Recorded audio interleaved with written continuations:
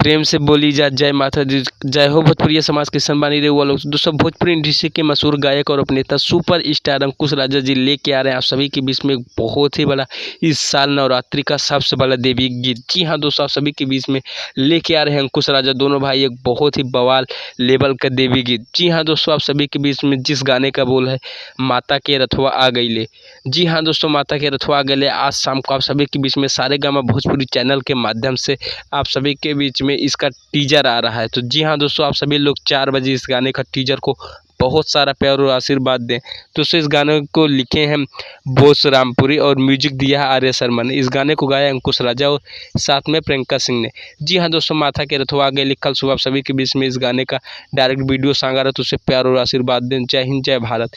जी हाँ दोस्तों, अब सबसे एक और नहीं हो रहा विनती बा कि आप हमारे पसंदीदा भोजपुरी म्यूजिक चैनल को सब्सक्राइब कर लीजिएगा, क्योंकि अंकुश राजा जुड़ी हर खबर सबसे पहले आप सभी को इसी चैनल पर ही देखने को मिलेगी। फटाफट सब्सक्राइब करिए, आप भोजपुरी म्यूजिक चैनल पाएँ अपने पसंदीदा स्टार्स जुड़ी हर खबर।